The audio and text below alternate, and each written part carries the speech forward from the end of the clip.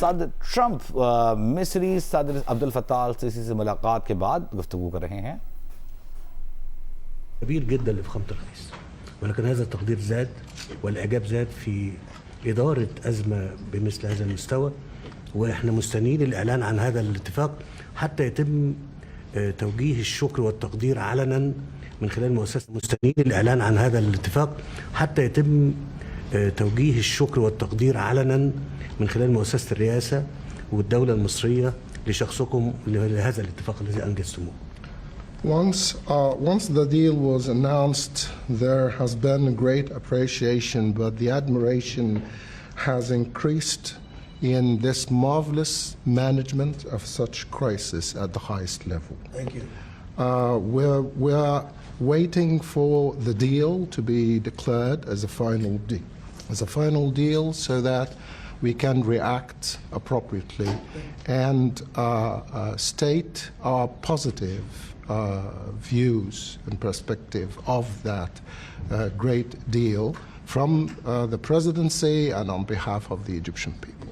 واسمح لي فخامة الرئيس أيضا إن احنا أوجه كل التقدير والاحترام أيضا لشخصكم على العلاقات القوية وعلى الدعم اللي بتقدمه أمريكا لمصر. I'd like also to express highest appreciation and respect of your calm person for the productive and excellent relations between Egypt and the United States and all the support that the United States is providing for Egypt.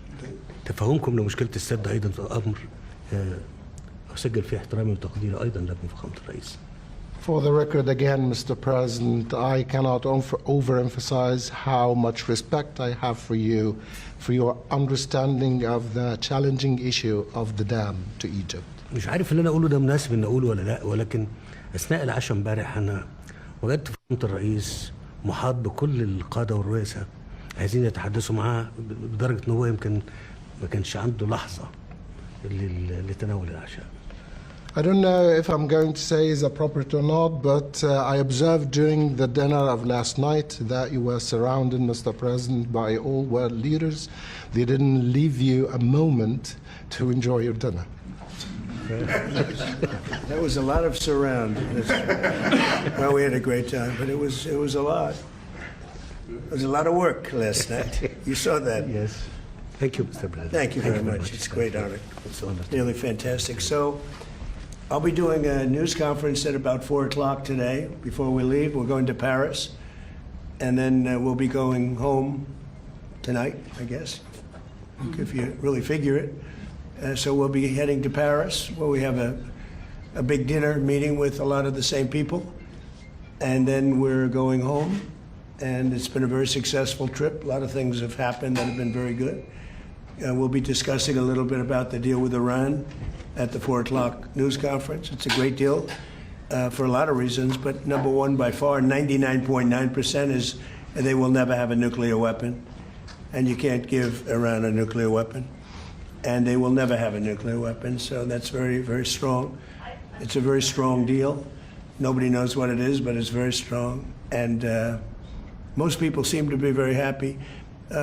Who's really happy is the market, because the market's gone up thousands of points over the last 4 or 5 days since hearing about it.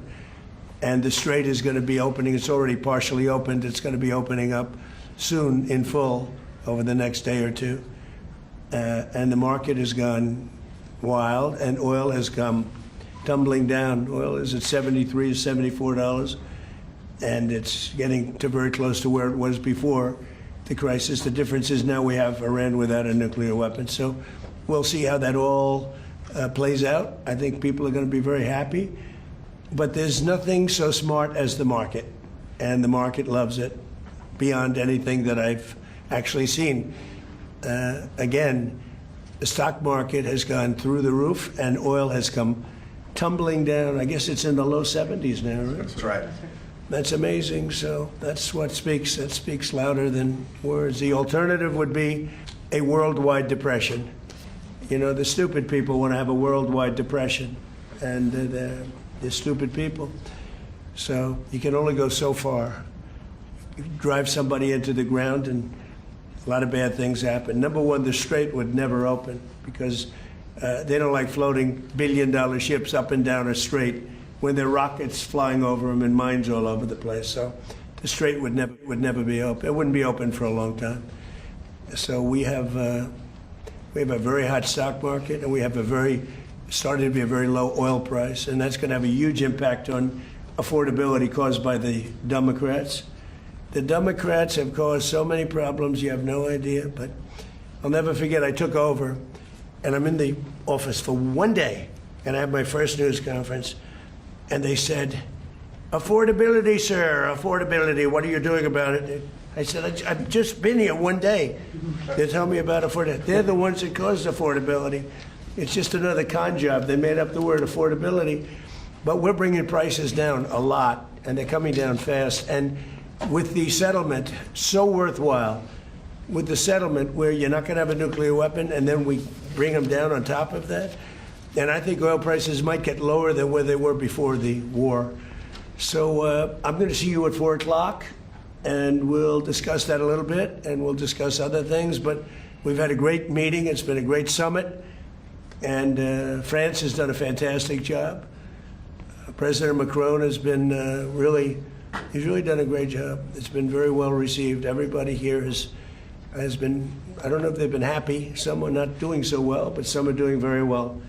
But they've done a beautiful job. Thank you very much, everybody. Thank you, Press. President, can you address the MOU that's been reported? It includes. Have I read it? Well, it's been reported that it includes a $300 billion reconstruction fund funded by Gulf allies. That's false? It's false. That Is there any people, you can invest if you want. I mean, what am I going to do? Say nobody's ever allowed to invest? No, we're not investing. We're not putting up 10 cents. And people can decide to do that, but that's up to them. I mean, do you want me to say nobody's ever allowed to invest in a country? I'll say it with Egypt. Nobody's allowed to invest in Egypt. Am I supposed to say that? I'm asking whether. We are not investing in it, and we do not have a fund. Are you asking Gulf countries? No, to I'm have a not. fund? I'm not. If they do it, fine. But I would say they won't be doing it for a while until they find out the behavior. It's a behavior thing. But we are not investing. That's a false story that got picked up incorrectly from a statement that was pretty well made, I think. Maybe a little bit, could have been a little more accurate, frankly. But it's a story. We are not investing 10 cents. Don't forget, there's never been anybody that's been so tough on Iran. This should have been done by Clinton and Barack Hussein Obama. It should have been done by Biden. It should have been done by Bush. It could have been done by a lot of people. This has been going on for 47 years. They've ripped you off for 47 years, and I'm the only one that did anything about it. They never shot missiles at anybody. We wiped out their Navy. We wiped out their military. We wiped out their Air Force. They have no anti-aircraft. They have no radar. You know, the reason oil stayed low is because we were taking ships out every night that you didn't even know about. 2 days ago, 3 days ago, a month ago, we took out 22 ships. We averaged from 15 to 25 ships a night. Nobody knew that. Our Navy did a great job. Nobody knew what was happening. That's why oil didn't go to $300 a barrel. It went to $125, $115. Now it's at 72, 73. I heard it's lower than that now. I haven't seen it in the last couple of hours. No, we were very tough, and we took out a man named Soleimani. Remember that? You know, you think this would have happened if you were alive? The evil genius. He was an evil genius. People forget that. I took out Soleimani in my first term. Without that, you don't have the situation that we're in today where we dominated. We wiped out their military, and because we did that, and then we put up the blockade, which was totally effective. Not one ship got by, Steve. Is the text of the agreement now final, or are you still? No, it's not final. It's a memorandum of understanding, and if I don't like it, we'll go back to shooting at them, dropping bombs on their head. When do you expect the wording? If I don't like it, if they don't behave, we'll go right back to dropping bombs right smack in the middle of their head, okay? Because they've misbehaved for 47 years. All right? Does it include? But nobody could have made this deal. I mean, the JCPOA done by Obama, he handed them $1.7 billion in cash, gave them hundreds of millions of dollars, gave them billions and billions of dollars, but he gave them $1.7 billion in cash, green cash from banks, into a Boeing 757 and flew it into Iran. And they stood at the plane. I have pictures of it, like, oh my God, look at this money he's giving us. He tried to bribe his way out. I didn't do that. Nobody mentions that. 1.7 billion and hundreds of millions of dollars. They tried to bribe their way out of it. And you know what the Iranians did? They laughed at Obama and they said he's a stupid son of a bitch. Okay, thank you very much, everybody. Thank you, Brad. Thank you, Brad. Thank you, Brad. Thank you, Brad. Thank you, Brad. Thank you, Brad. Thank you, Brad.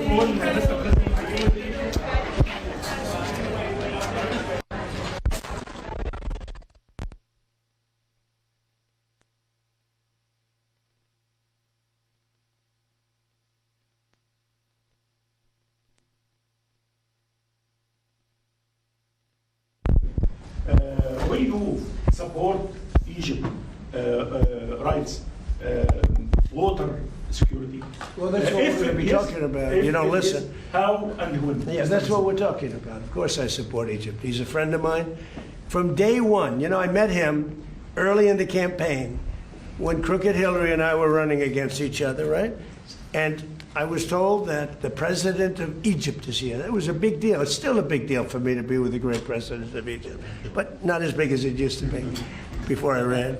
So he was in a hotel, and I met him, and we fell in love, deeply in love. And he didn't even want to see Hillary. He said, "You're going to win. I don't want to meet her." He said, "You're going to win." He didn't want to see her. Remember that? So we had a good relationship right from the beginning. No, we met. We didn't know each other before that. We had great chemistry, and I stayed twice as long as I was supposed to, took up her time. And then when it was her time, he didn't want to meet with her. But he did because he's a gentleman, but it lasted about 1 minute. Thank you, everybody. Thank you for asking me, guys. Thank you for asking me. Thank you for asking me. Thank you for having. Thank you. You can guys this way, guys. This way. Thank you, guys. Everybody. Does it contain a